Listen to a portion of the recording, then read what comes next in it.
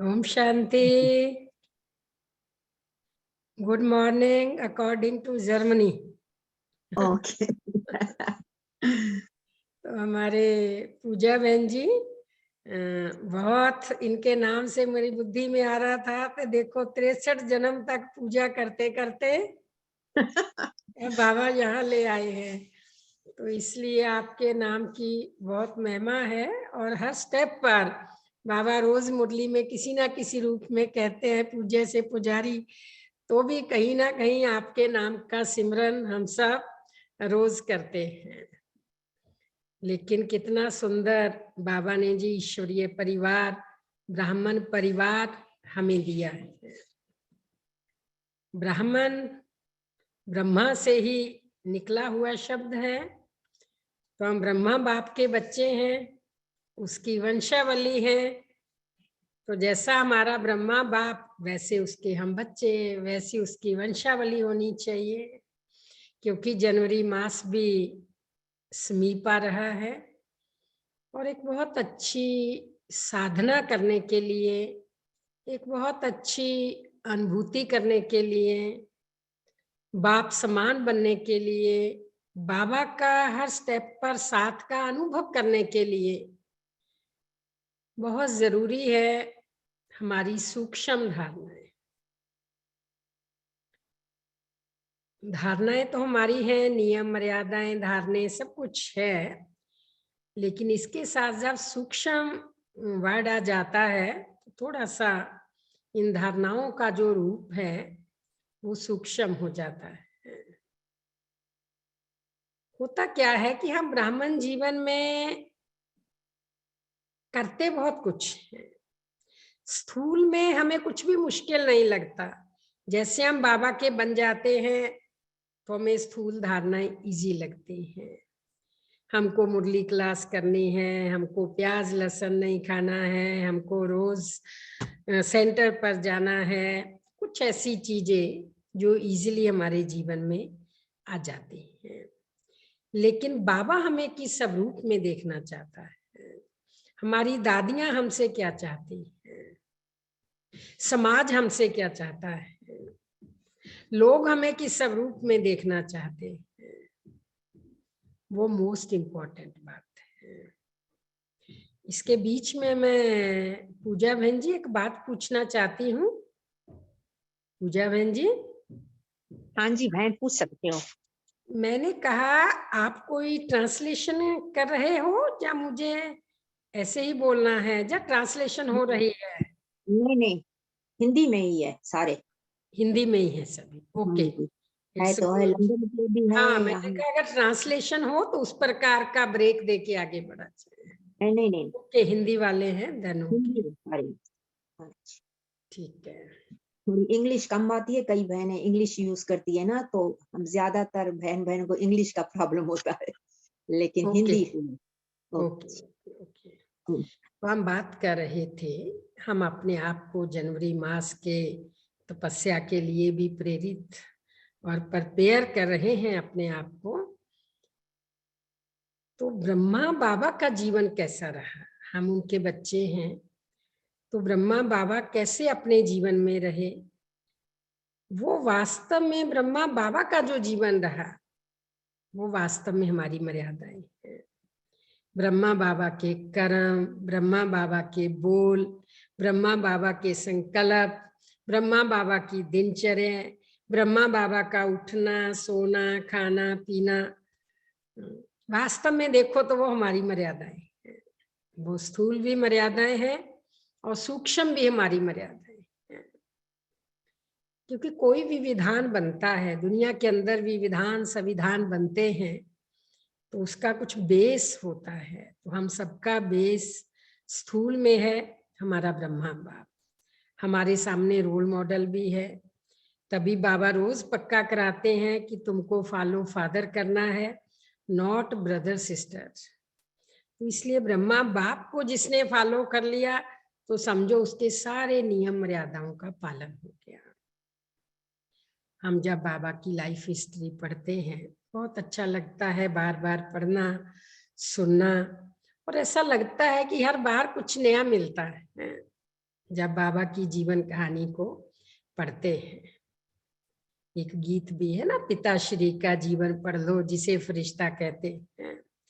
तो बाबा की जीवन की किताब जब पढ़ते हैं तो बहुत बड़ी बात है कि बाबा के तन में शिव बाबा आए, स्वयं भगवान बाबा के तन में आए, और बाबा का पद भी निश्चित था कि बाबा को नारायण बनना ही है।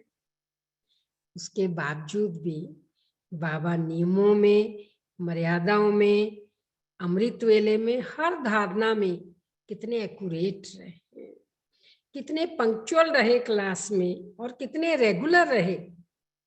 जबकि क्लास की शुरुआत उनके ही साथ है, बाबा आकर के बैठे, बाबा के तन में शिव बाबा आए, तब क्लास शुरू। बाबा मालिक थे हैं, लेकिन फिर भी बाबा कितने रेगुलर और पंक्चुअल रहे। 1937 से लेकर 69 तक सुबह और शाम की क्लास एक बार भी बाबा ने मिस नहीं की। अंतिम दिन तक 18 जनवरी 1969 को जब बाबा चोला छोड़ने से कुछ देर पहले भी बाबा ने रात्रि क्लास कराई। उसके बाद विदाई लेकर के अपने रूम में गए और सदा के लिए बाबा के पास सूक्ष्म वतन में बैठ गए। तो ये जो बाबा की दृढ़ता, बाबा की पंक्चुअलिटी, बाबा की रेगुलरिटी, बाबा की धारणाएं, और वो भी इस एज के अंदर, जब बाबा ने चोला स्थूल में त्याग किया, अव्यक्त हुए, तो 93 के थे। 93 की एज के अंदर बाबा की इतनी एक्यूरेसी, मुझे लगता है कि हमें और कुछ भी पढ़ने की जरूरत नहीं। बाबा की जीवन रूपी किताब को पढ़ लो तो इसमें सब कुछ आ जाता है। हम कहीं ना कहीं थोड़ी कम आयु में भी ऐसा फील करते हैं कि थक जाते हैं, एज हो गई, 60 वर्ष वाला भी कहेगा एज हो गई।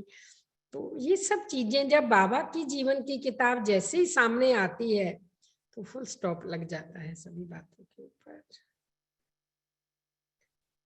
इसलिए हम कुछ ऐसी मर्यादाओं की बात कर रहे हैं जो हम स्थूल में करते हैं, लेकिन उसके सूक्ष्म पार्ट की ओर ध्यान नहीं देते।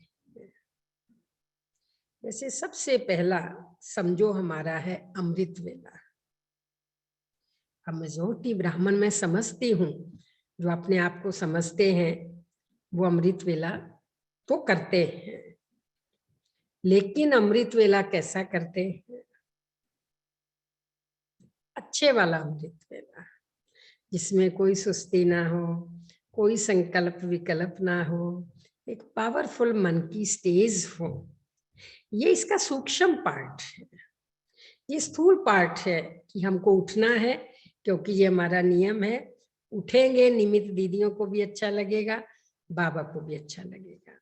लेकिन उठ करके हमने कैसा अमृत वेला किया वो इम्पोर्टेंट है।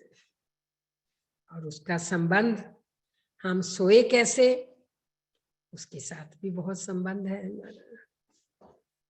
इसलिए जब हम अमृत वेले की बात करते हैं तो सोते समय योग करके सोना, और उसके साथ साथ सोते समय एटलीस्ट अपने बेडरूम में हम कोई भी दुनियावी बात ना करें। हमारे बेडरूम का इतना पावरफुल, इतना योग युक्त वातावरण होना चाहिए, चाहे कोई अव्यक्त मुरली पढ़ के सोए, चाहे पावरफुल योग करके बाबा की गोद में जब सो जाएंगे, अगर नींद में भी बाबा आए तो और हमें क्या चाहिए? देखो, जैसे हम सो जाते हैं तो हमारा जो कॉन्शियस माइंड है वो तो सो जाता है, लेकिन जो सब कॉन्शियस माइंड है वो एक्टिव हो जाता है। सब कॉन्शियस माइंड जो संकल्प हम सोते समय रखते हैं बुद्धि में, या जैसी बात करके सोते हैं, तो रात भर माइंड के अंदर चलता है, उस पर काम चलता है। सब कॉन्शियस माइंड एक बहुत ओबीडियंट सर्वेंट है हमारा। आप जो सोते समय उसको कहेंगे वो रात भर वही काम करेगा। एक मुरली में बहुत पहले बाबा ने कहा कि ये सब कॉन्शियस माइंड सुप्रीम सर्जन है, जिसके पास आपकी हर बात का जवाब है। सोते समय मैंने नेगेटिव सोचा तो उसका आपको नेगेटिव जवाब मिलेगा, पॉजिटिव सोचा पॉजिटिव जवाब मिलेगा, बाबा के बारे में सोचा बाबा से संबंधित जवाब मिलेगा, दुनियादारी का सोचा तो बुद्धि दुनियादारी में चली जाएगी।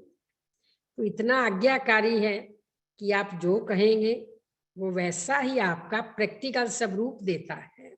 हम संकल्प रचते हैं, सब कॉन्शियस माइंड उसको प्रैक्टिकल में लागू करता है। तो इसलिए कैसे संकल्पों में हम सो रहे हैं ये बहुत ज्यादा इम्पोर्टेंट है। एक तो हमारी एक अच्छी नींद के लिए और साथ में अमृत वेले के लिए। ब्रह्मा बाबा कहते थे कि बच्चों का सोए हुए अगर मैं चेहरा देखूं तो मैं बता सकता कि बच्चे सतो प्रधान नींद में सोए हैं, रजो प्रधान नींद में सोए हैं या तमो प्रधान नींद में सोए हैं। बच्चों का चेहरा, चेहरे के हाव भाव, चेहरे की रूहानियत या चेहरे पर कोई क्वेश्चन मार्क के चिन्ह, कोई चिंता के चिन्ह, कोई डर के चिन्ह। रात को जब हम सोते हैं तो हमारे फेस से सब कुछ दिखाई पड़ता है। इसलिए कहते हैं face is the index of mind, smiling face is the index of positive mind.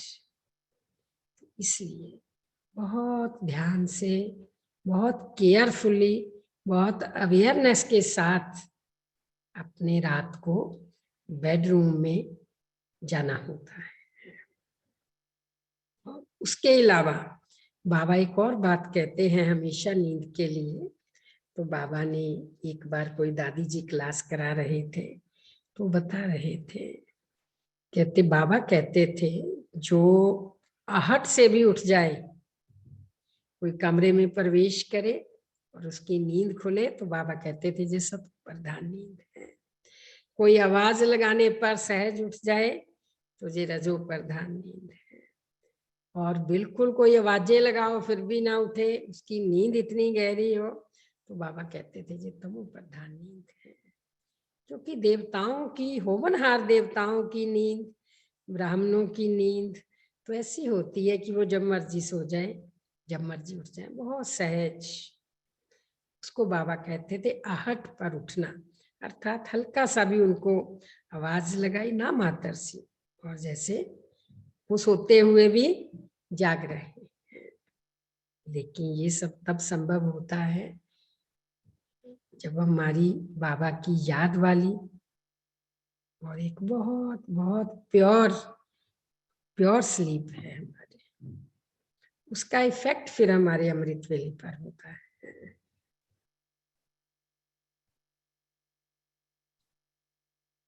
कुछ भी हो जाए अमृत वेला हमारा किसी भी कीमत पर मिस नहीं होना चाहिए। कोई कोई फील करते हैं कि नींद आ जाती है, कुछ ऐसा हो जाता है, थके हुए थे। बाबा ने कहा कि बच्चे कोई बात नहीं, तुम थके भी हुए हो, तुम कर्म योग कर लीजिए। अगर आपको बैठ के नींद आ रही है तो कुछ थोड़ा थोड़ा बाबा का सेवा साथ में करो, साथ में योग करो, धीरे धीरे आपको फिर जागने की हैबिट पड़ जाएगी। लेकिन सोना किसी भी कीमत पे नहीं है।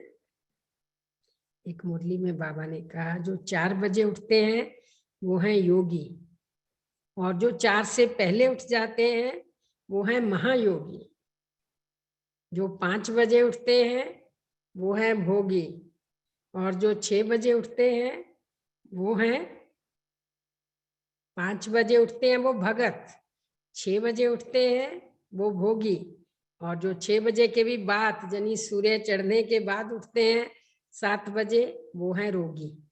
क्योंकि रोगियों का कोई टाइम नहीं होता उठने का, वो कभी उठ गए कभी नहीं उठ गए, कभी जल्दी उठ गए कभी देरी से उठ गए।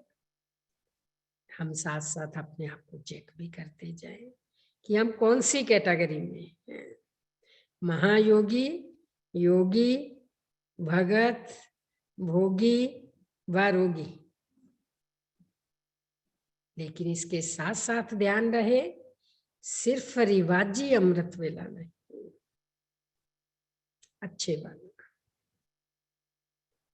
भगवान के प्यार वाला। हमारे पर सिर पर किसी का कोई वो डर नहीं है कि हम इसलिए उठ रहे हैं, हम नहीं भी उठेंगे तो क्या फर्क पड़ता है। ना बाबा को फर्क पड़ता, ना दूसरों को फर्क पड़ता। इसलिए कोई बड़ी बहन ना कुछ कहे इसलिए उठना है, बाबा ने कहा है इसलिए उठना है, कोई बाबा सजा ना दे इसलिए उठना है, बिल्कुल नहीं। ये मेरा निजी संस्कार बन जाए, ये बाबा से मेरे एक गहरे प्यार का सिंबल है।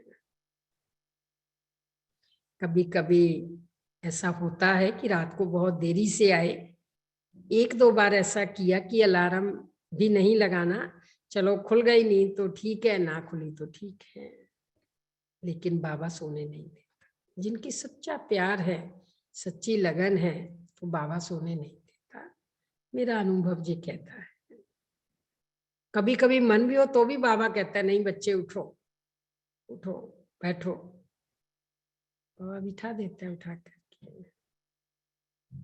ऐसा बाबा से गहरा प्यार हो। दुनिया में भी तो होते ना, किसी का किसी से प्यार हो तो उनकी नींद ही फिट जाती।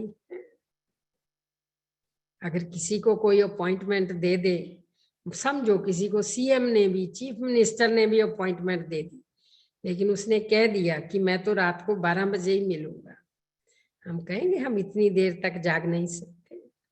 एक इंसान को मिलने के लिए थोड़ा सा कलयुगी बड़ी पदवी पर हम किसी भी समय मिल सकते हैं, लेकिन भगवान की अपॉइंटमेंट है मुझे, उसमें हम क्यों नहीं मिल सकते।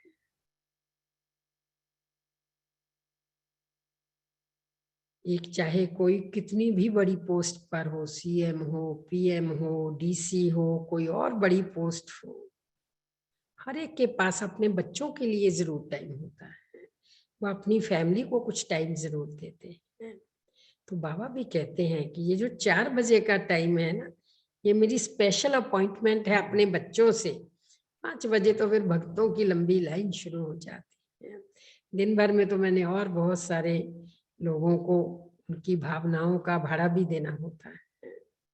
ऐसे तो हम दिन भर में बाबा को याद करते हैं, पर फिर भी अमृत वेले का एक बहुत विशेष विशेष महत्व है, विशेषकर हम ब्राह्मणों के लिए। वो ब्राह्मण ही काहे का जिसका अमृत वेला पावरफुल ना हो। और सेकंड है फिर हमारा मुरली क्लास, और मुरली से पहले का योग। हमारा सिस्टम बना हुआ है, पहले भी गीत चलता है, बाद में कम से कम आधा घंटा पहले एक पावरफुल योग करके जब आप बाबा के महावाक्य सुनेंगे तो आत्मसात कर सकेंगे। इसलिए मुरली का स्थूल रूप है कि हम आकर के बैठे, हमने डायरी पेन लिया, हमने पॉइंट्स नोट किए, दीदी ने पूछा, हमने सुनाए, रिवाइज किए। लेकिन इसका सूक्ष्म पार्ट है कि उनको इस ढंग से नोट करना कि कौन सी बात मेरे जीवन के अंदर है, कौन सी मेरे जीवन के अंदर नहीं है। बाबा मेरे पर कितनी मेहनत कर रहा है, मन खाना चाहिए। देखो ये बात मैं इतनी बार सुन चुका हूं, लेकिन अभी तक मेरे जीवन में आई क्यों नहीं।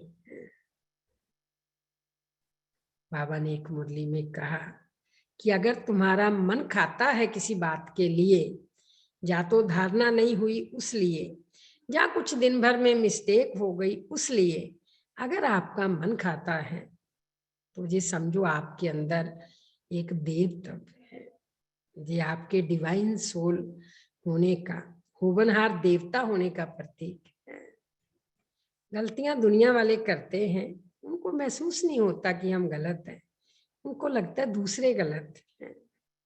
लेकिन अगर हमें ये लगता है कि नहीं यहाँ पर मैं रॉन्ग हूँ, बाबा कहते जिसने रियलाइज कर लिया अपनी मिस्टेक को, उसके लिए सुधार करना भी मुश्किल नहीं, और बाबा की एक स्पेशल ब्लेसिंग उनको बहुत विशेष मिलती है। ये उनके होवनहार देवता होने का एक पूरा परछाई फेंकती है हमारी वो फीलिंग्स जो हमें ये महसूस कराती है।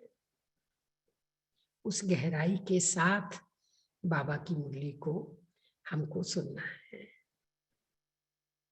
और तीसरी बात है हमारी अन्न की शुद्धि, पवित्र अन्न। बाबा कहता है तुम्हें पतित के हाथ का नहीं खाना है, तुम्हें मार्केट का बना हुआ नहीं खाना है, पवित्र भोजन। उस पवित्र का जो सूक्ष्म पार्ट है पवित्र भोजन का, बिना भोग लगा हुआ भोजन हम नहीं खा सकते।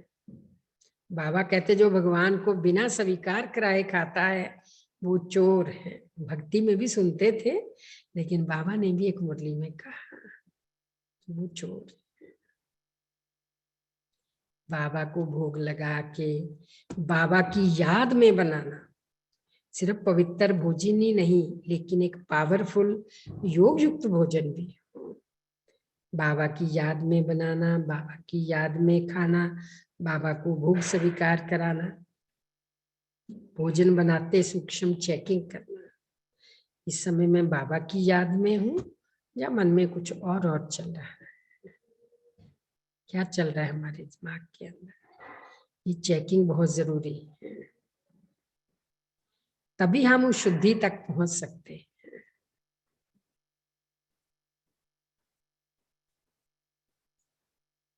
और दूसरा अन्न शुद्धि में एक चीज और भी है, ब्राह्मणों का जो भोजन है ना वो बहुत हल्का, बहुत थोड़ा होना चाहिए, ज्यादा फ्रूट सैलेड, थोड़ा अन्न। क्योंकि भक्ति में भी जो तपस्या करते हैं ना साधु लोग, जो सच्चे तपस्वी हैं, वो कच्चे भोजन पे ज्यादा रहते हैं, क्योंकि वो समझते हैं कि अन्न से सुस्ती आती है और हम बहुत अच्छी तपस्या नहीं कर सकते। ये भी हमारे अन्न शुद्धि का एक सूक्ष्म पार्ट है। और जो चीजें हम खाते हैं जो बाबा की छुट्टी भी है, वो भी बहुत थोड़ा, एक लिमिट में खाना। ये योगी आत्माओं की निशानी है। योगियों की खुराक थोड़ी होती है, थोड़े से भोजन से वो इतना तृप्त हो जाते हैं,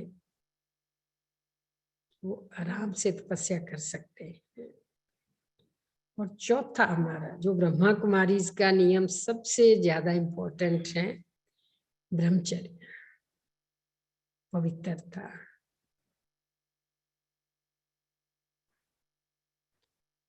मोटे तौर पे हम ब्रह्मचर्य व्रत का पालन बहुत सहज कर लेते हैं, लेकिन बाबा ने जो सूक्ष्म पवित्रता की परिभाषा बताई है, तन की पवित्रता, मन की पवित्रता, धन की पवित्रता, वाणी की पवित्रता, कर्म की पवित्रता, संकल्प की पवित्रता। मेरा ख्याल जी 5-6 वर्ष पुरानी बात है, एक मुरली में बाबा ने कहा अगर आप बहू को बहू समझते हो तो ये भी पवित्रता नहीं है। सारे हंसने लग गए, कहते और क्या समझे बहू को, क्या समझे बताओ आप सब, क्या समझेंगे? बहू भी बेटी है, बहू भी एक आत्मा है। बाबा बीच बीच में प्योरिटी की इतनी सुंदर रमणीकता से बाबा परिभाषा बताते हैं। एक मुरली में बाबा ने कहा कई पत्नी को डांटते हैं, तेरे को इतना सिखाया, तू ऐसे नहीं करती, तू वैसे नहीं करती। बाबा ने कहा ये भी अपवित्रता है। मतलब उसको पत्नी की दृष्टि से देखते हैं और पत्नी की दृष्टि से उससे एक्सपेक्ट करते हैं कि वो काम करे मेरे घर में। थोड़ा इंडिया में ये चीजें ज्यादा है, मैं समझती हूँ विदेश में थोड़ा बराबर का दर्जा ज्यादा है, तो कोई भी साथी एक दूसरे को उस दृष्टि से देखे। या फिर कई बार क्या होता है घरों में, फुल ड्रेस में नहीं रहते हैं, समझते कोई बात नहीं, अपना ही पति घूम रहा है, अपनी ही पत्नी घूम रही है। ये भी बाबा ने कहा इम्प्योरिटी है। हम देह देह के संबंध से पूरी तरह उसमें मतलब परिचित रहते हैं, स्मृति में रहते हैं कि नहीं ये तो मेरी पत्नी है, इतना का तो अपना, फिर क्या हुआ, अपने ही है।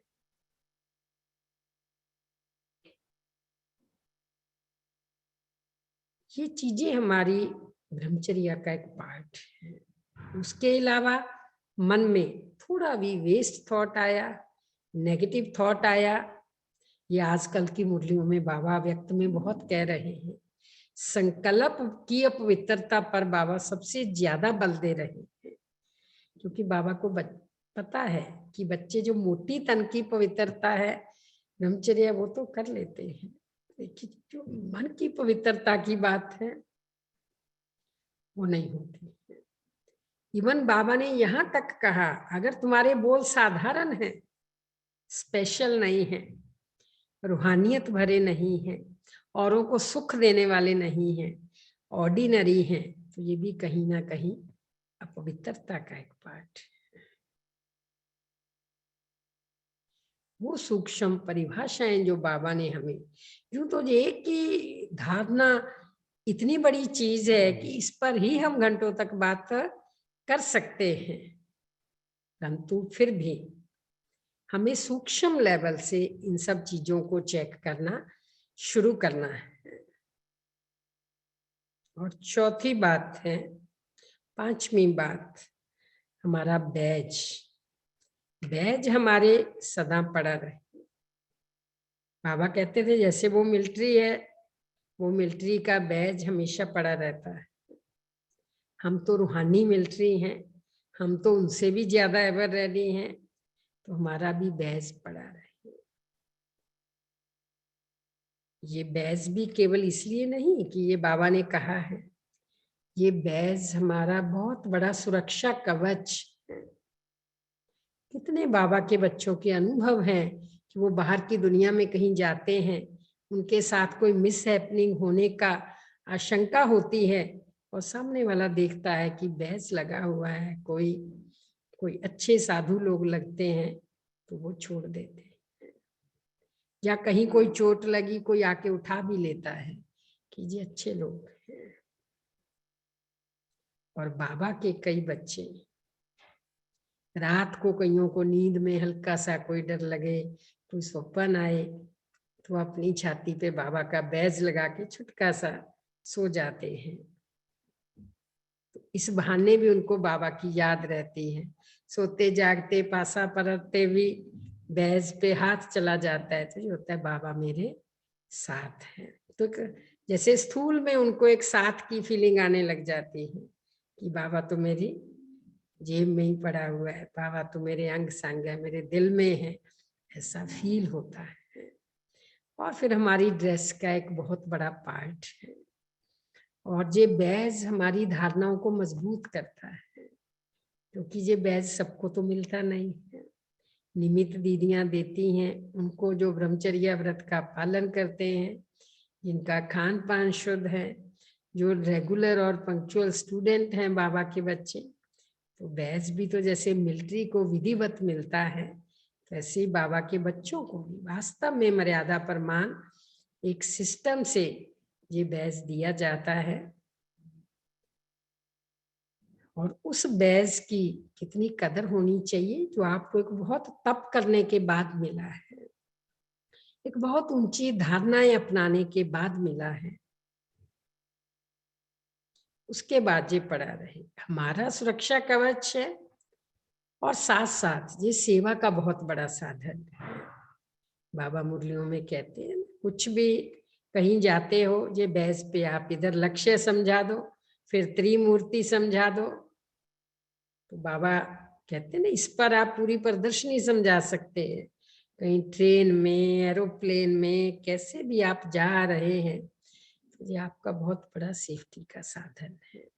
मतलब इसको रिवाजी नहीं लगाना, मैं एक शब्द बार बार हर धारणा में यूज कर रही हूँ, चाहे वो मुरली पढ़ना है, चाहे वो अमृत वेला करना है, चाहे वो ब्रह्मचर्य है, चाहे वो अनशुद्धि है और चाहे वो वैज, रिवाजी नहीं, उस भावना के साथ, उस सेवा भावना के साथ, और भगवान पिता की डायरेक्शन का पालन करने का, उसकी श्रीमत का पालन करने का कितना बड़ा एवजा हमें ऑटोमेटिक मिलता है, वी कांट इमेजिन। कोई भी बात के लिए आज्ञाकारी बच्चों पर बाबा की सदा नजर रहती है। और नेक्स्ट हमारा ट्रैफिक कंट्रोल। जो फिक्स टाइम है वो तो है ही, लेकिन हर घंटे में 1 मिनट आप कहीं भी हो, कई बार ऐसी स्थान या ऐसी सुविधा नहीं बन पाती है कि वो गीत समय पर चले, लेकिन मेरे यहाँ जरूर चलना चाहिए। हर घंटे में मिनिमम 1 मिनट साइलेंस में खुद को चेक करने के लिए। ट्रैफिक कंट्रोल में क्या होता है, बाबा का गीत चलता है तो हम चेक करते हैं अपने आप को कि इस समय मेरी बुद्धि कहाँ पर थी, पहली बात। दूसरी बात, 1 सेकंड में मैं ट्रैफिक को कंट्रोल कर सकती हूँ। जो मन के अंदर 24 घंटे विचारों की ट्रैफिक चलती है, वो 1 सेकंड में स्टॉप हो जाती है। ऐसे चौक आदि पर भी जब रेड सिग्नल होता है तो ट्रैफिक के रुकने का इशारा होता है, और सेकंड्स में होता है कि 1 सेकंड में रेड लाइट हुई, कुछ सेकंड वो रही, फिर लाइट बदली, उस सेकंड को हम चेक करते रहते हैं ताकि हम आगे जाएं। वहां तो चलो अलग सिस्टम है, बट होता उसका भी मिनट और सेकंड की ही बात है। और ऐसे ही जैसे हम स्थूल में रुक जाते हैं तो सूक्ष्म में गीत चला, हम स्थूल में रुक गए, शरीर से रुक गए, बैठ गए, लेकिन मेरा मन भी रुका। ये तो हम कहीं भी हैं, हमें अभ्यास रखना है। बाबा कहता अंत के समय ये अभ्यास बहुत काम आएगा। हर घंटे में 1-2 मिनट के लिए हम अपने आप को एकदम इस लौकिक संसार से डिटैच, बुद्धि की तार बाबा के साथ, बाबा के पास, उस साइलेंस में मेरा मन कहीं भागा तो नहीं, तन नहीं भागा, लेकिन मन भी नहीं भागना चाहिए। वैसे हंसी में कहते हैं तन जितना भागे उतना तंदुरुस्त, मन जितना स्थिर रहे उतना तंदुरुस्त, उतना काम का है। और हमारा तो बाबा की याद सारा है ही मन का, और मन के संकल्पों का एक खेल है। और बहुत बहुत मोस्ट इम्पोर्टेंट हमारा 7th एक सूक्ष्म मर्यादा है, हमारी स्पिरिचुअल वैल्यूज, हमारे दैवी गुण, देवताई गुण, ब्राह्मणों के गुण, वो शांति, वो धीरज, वो प्रेम, वो आनंद, वो प्योरिटी, वो ज्ञान, जो कोर वैल्यूज हैं आत्मा की, वो कहाँ तक मेंटेन हो पा रही है। जो मर्ज हो गई थी वो पूरी मर्ज हो चुकी है। क्यों मैं इस मर्यादा की बात कर रही हूँ, क्योंकि ऐसे प्रैक्टिकल में बाबा के घर में बैठे हैं, बहुत बातें सामने आती हैं कि समझो ज्ञान में चल रहे हैं, उनकी ब्रह्मचर्या भी है, वो रोज मुरली भी सुनते हैं, और क्लास में आगे आगे आके बैठेंगे, डायरी पेन लेंगे, मुरली लिखेंगे, लेकिन घर में गुस्सा करते हैं। इवन कोई कोई तो किसी बात के लिए हाथ भी उठा लेता है, मुख से भी थोड़े अपशब्दों का प्रयोग कर लेते हैं। कहाँ गई हमारी वैल्यूज, कहाँ गई हमारी मुरली, कहाँ गया हमारा ज्ञान? ये बहुत इंपॉर्टेंट है। इसी प्रकार किसी ऑफिस में आप काम कर रहे हैं, आप अपने नीचे काम करने वाले वर्कर्स को भी, सपोज यू आर ऑफिसर, आपके अंडर बहुत सारे वर्कर काम कर रहे हैं। एक उनको आम साधारण बॉस मिलता है, विकारी बॉस जो दुनिया में होता है, वो कुछ भी बोल सकता है, उसको छुट्टी है। लेकिन जो बी के बॉस है, उसकी भाषा कैसी होनी चाहिए? क्या मैं जब अपने वर्कर्स को संबोधन करती हूँ या करता हूँ, ये झलकता है कि हम कोई विशेष आत्माएं हैं? हमारे मुख पर वो एक बहुत रॉयल लैंग्वेज है। अगर हम उनको उनकी किसी गलती का एहसास भी करा रहे हैं, तो क्या वो उसमें भी हमारी वो रूहानियत झलकती है कि सर ने मुझे बात कही, मैम ने मुझे बात कही, लेकिन इतने रिस्पेक्टफुली मुझे कहा, मेरी गलती की ओर ध्यान खिंच पाया। मतलब कहने का, हम चाहे लौकिक परिवार में हैं, चाहे अलौकिक परिवार में हैं, चाहे प्रोफेशनल लाइफ में किसी ऑफिस में हैं, चाहे आप शॉप पर वर्कर्स के पास हैं, चाहे आप घर के अंदर अपने सर्वेंट्स को डील करती हैं, चाहे घर के अंदर बाकी परिवार के सदस्यों को डील करते हैं, किसी भी स्टेज पर आप हो सकते हैं। लेकिन ये मुख से वाणी, ये मन के संकल्प और प्रैक्टिकल कर्म, उसमें एक एक मन वाणी कर्म से हमारी वैल्यूज झलकनी चाहिए, छलकनी चाहिए, मालूम पड़ना चाहिए कि they are not ordinary soul, special souls, special भगवान के बच्चे हैं। फिर आप जब उस स्थिति में स्थित होकर बात को कहेंगे तो उसका इफेक्ट आपके सामने वाले लोगों पर और ज्यादा पड़ेगा। आई फील कि ब्राह्मणों के लिए ये सबसे महत्वपूर्ण मर्यादा है तो स्थूल, बट इसका सूक्ष्म पार्ट है हर मर्यादा का। इतना गहराई से ब्राह्मणों को ध्यान देना है। हम ढेर सारे सम्मान लेते हैं जब भी हम योग करते हैं, जहाँ हमें कहा जाता है, जहाँ पूछा जाता है कि सम्मान की लिस्ट दो, तो आप हजारों लिख सकते हैं। मैं विश्व कल्याणकारी आत्मा हूँ, मैं महान आत्मा हूँ, मैं फरिश्ता हूँ। लेकिन जब प्रैक्टिकल कर्म में आते हैं तब ये थोड़ा साइड में क्यों हो जाती हैं ये चीज? सबसे बड़ा सम्मान, मैं ब्रह्मा कुमार हूँ, मैं ब्रह्मा कुमारी। आप कहीं भी बैठे हो, खा रहे हो, पी रहे हो, सोच रहे हो, चल रहे हो, बोल रहे हो, बातचीत कर रहे हो, हर कर्म से पहले, हर संकल्प से पहले मैं ब्रह्मा कुमार, मैं ब्रह्मा कुमारी, तुरंत आपका अटेंशन अपने मन वाणी कर्म पर चला जाएगा। अटेंशन की आवश्यकता है। और एट्थ है बहुत महत्वपूर्ण, चार्ट रखना। कभी कभी हमें लगता है हम तो पुराने हो गए, अब हमें चार्ट रखने की क्या जरूरत है, जी तो शुरू की बातें हैं। बिल्कुल नहीं, पुरानों के लिए और भी ज्यादा जरूरी है। जो जितने बड़े होते हैं ना, उनकी और दिनचर्या सेट होती है और उनको और अटेंशन देना पड़ता है। समझो एक बहुत बड़ा व्यक्ति छोटी सी गलती करे और एक छोटा सा व्यक्ति बहुत बड़ी गलती कर दे, चर्चा किसकी होगी?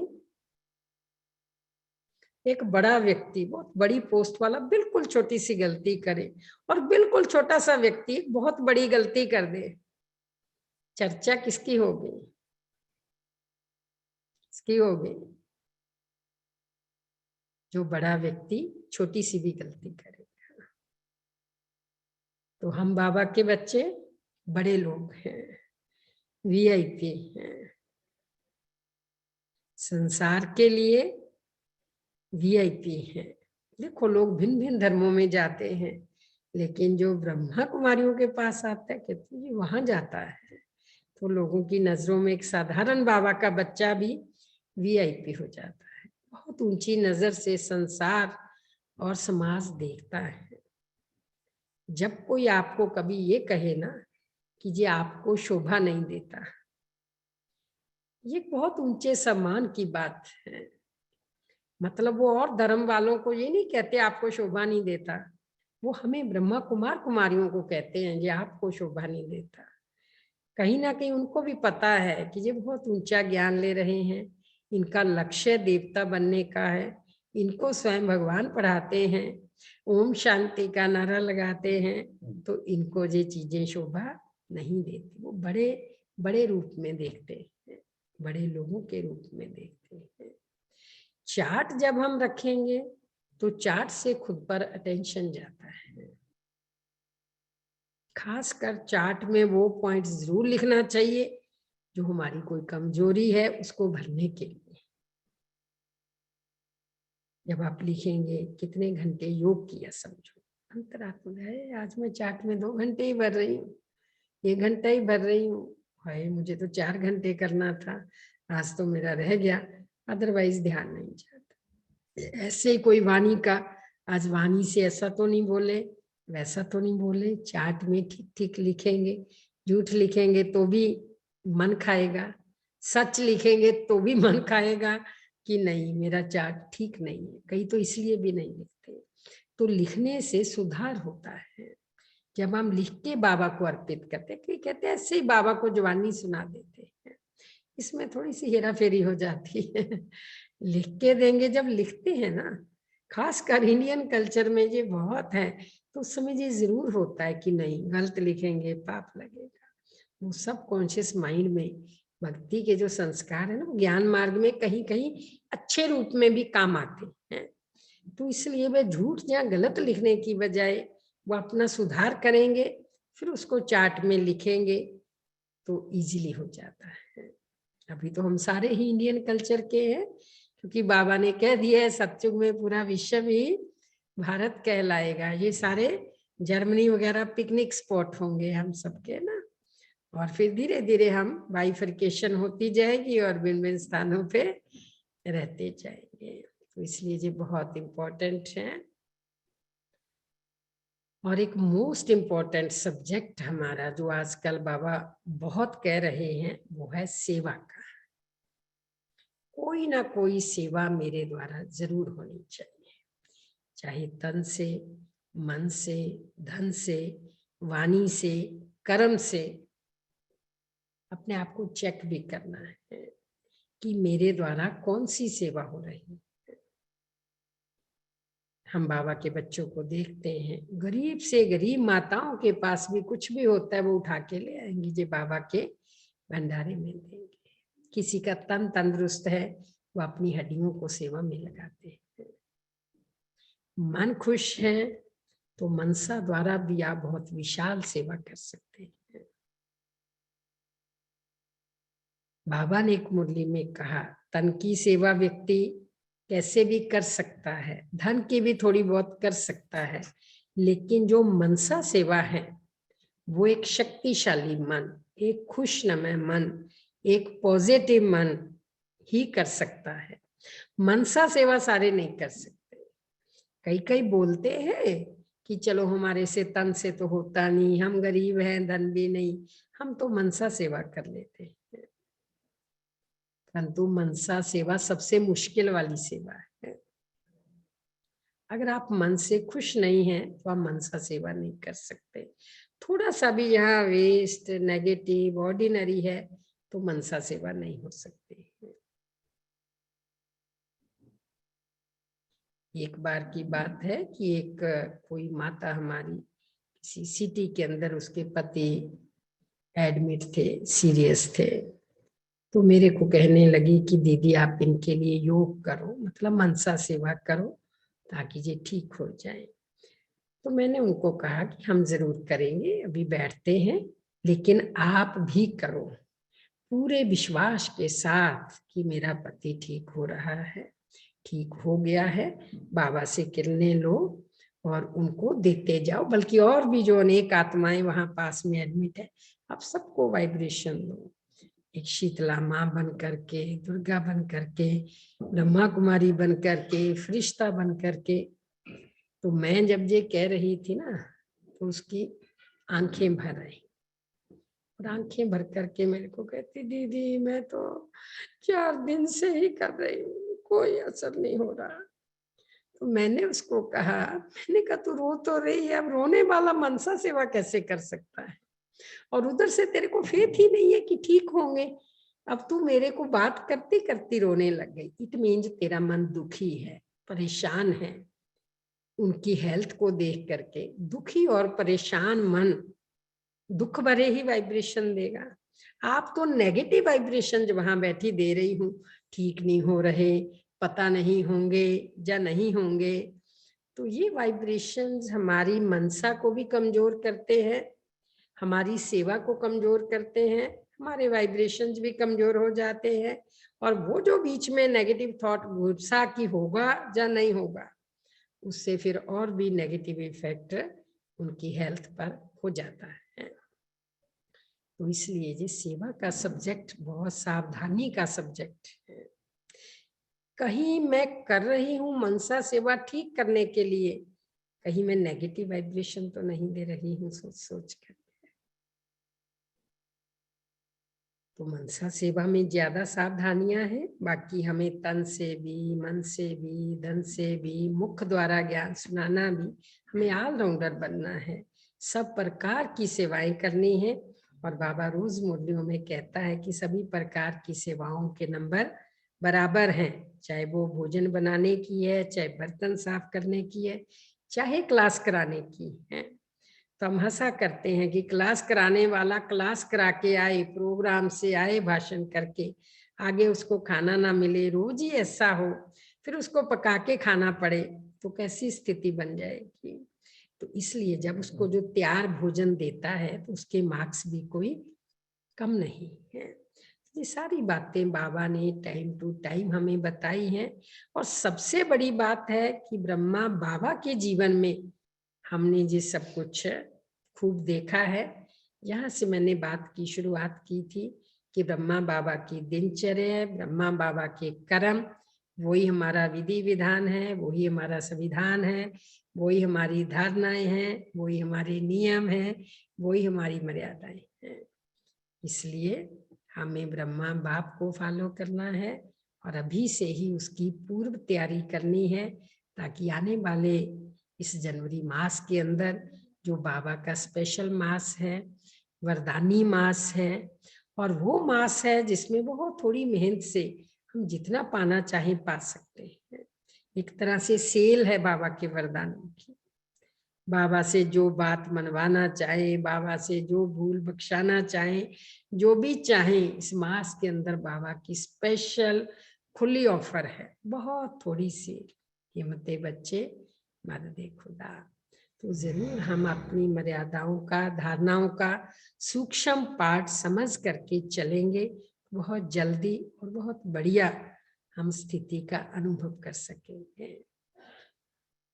तो बहुत सारी बातें हैं, हम ब्राह्मण परिवार आपस में मिले हैं तो फिर भी मिलते ही रहेंगे। अभी आप लोगों का जो भी क्वेश्चन हो पूजा बहन जी, तो वो जरूर पूछिएगा। हाँ जी बहना, हो हाँ, सकता है किसी का कोई हो। ओम शांति। किसी का कोई प्रश्न है बहन से पूछ सकते हो। ओम शांति। ओम शांति। से आपने बहुत कुछ समझाया धारणाओं के बारे में, मेरे ख्याल से सबके क्वेश्चनों का उत्तर मिल गया है। हाँ जी। लेकिन बहुत अच्छा लगा आप सबसे मिलकर के। हमें भी ओम बहुत शांति बहन। कुछ ओम शांति दीदी। बोल रहे हैं? हाँ जी। दीदी ओम शांति एक प्रश्न है। Thank you. हाँ जी भाई, दीदी एक एक प्रश्न प्रश्न है। हाँ जी। दीदी इतनी सूक्ष्म सूक्ष्म धारणाओं की जो आपने लिस्ट बाबा की मूल्यों से हमें वापस रिवाइव कराया, तो दीदी शुरुआत कैसे करें? क्योंकि बहुत सारी चीजें सूक्ष्म तो खासकर जैसे बाबा बोलते हैं दिखती नहीं है, बट वही फाउंडेशन बनती हैं। तो दीदी शुरुआत कैसे करें? खासकर बहुत सारे बाबा के नए बच्चे भी जुड़ते हैं, तो पुरानों के लिए भी जरूरी है, तो नयों के लिए भी जरूरी है। तो एक छोटा सा 3-4 लाइन में आप कैसे बताएं कि क्या प्लान बनाएं और कैसे बनाएं? देखो, एक तो ये है कि हमें ये बात हमेशा स्मृति में रहे कि बाबा के अवतरण को हमको सिद्ध करना है। बाबा ने 2 दिन पहले भी कहा, बहुत बार कहते हैं कि अगर आप बाबा के अवतरण को दुनिया के आगे सिद्ध करना चाहते हो तो वो तुम अपने प्रैक्टिकल जीवन से दिखाओ कि हमें पढ़ाता कौन है। ये हमें स्मृति रहे। देखो, जितना जितना बाबा पर निश्चय होगा कि हमने शिव बाबा को प्रत्यक्ष करना है, ब्रह्मा बाप को प्रत्यक्ष करना है और अपने प्रैक्टिकल जीवन से करना है, तो मैं समझती हूँ ये मुश्किल काम नहीं है। बाबा ने ये संडे की मुरली में भी कहा, दृढ़ता की कमी है। संकल्प तो करते हो लेकिन उसको दृढ़ता का ठप्पा नहीं लगाते। कितना अच्छा बाबा ने कहा, जान की बाजी। जब जान की बाजी ही आ गई, प्राण जाए पर वचन ना जाए, धरत पड़िए धर्म ना छोड़िए, एक दृढ़ प्रतिज्ञा, डू और डाई जैसे कहते हैं। और बाबा ने हमें डूज और डोंट्स कितने बताए हैं, ये करना है, ये नहीं करना है। वो डूज एंड डोंट्स की एक लिस्ट हमारे सामने हो और हर कर्म करते, हर बोल बोलते, हर संकल्प करते छोटी सी चेकिंग कर लो। एक सिंपल फार्मूला, क्या जे बाबा की छुट्टी है? मैं मुख से कुछ बोलना चाहती हूँ, पहले चेकिंग टैली, क्या जे बाबा की छुट्टी है? कुछ खा रही हूँ, क्या जे बाबा की छुट्टी है? मुख से कुछ बोल रही हूँ, क्या जे बाबा की छुट्टी है? बस एक सिंपल सेंटेंस, क्या जे बाबा की छुट्टी है? जब ब्रह्मा बाबा इसको कैसे करते थे, दूसरी सरल विधि है, ब्रह्मा बाबा कैसे करते थे। जो हमारे ब्रह्मा बाप ने नहीं किया वो हमको करना नहीं है, तो इजीली हो जाएगा, कोई मुश्किल काम नहीं है। नंबर 1 दृढ़ता, नंबर 2 बाबा की छुट्टी है या नहीं, तीसरा बाबा अगर होते तो बाबा इसको कैसे करते। ठीक है? हाँ जी, थैंक यू दीदी।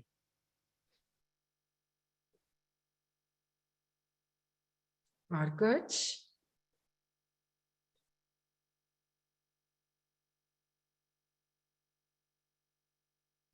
और पूजा बहन, और कोई है भाई बहन? हाँ जी बहना, और सारे बहन भाई हैं लाइन पे, बेल्जियम से हैं, हॉलैंड से हैं, ओके। इंडिया से हैं। हाँ जी, ओम शांति। किसी का कोई प्रश्न पढ़ रही नहीं है? हूँ, दिया बहन है, शमा बहन है। हाँ जी, मैंने गीत रख सकते हो?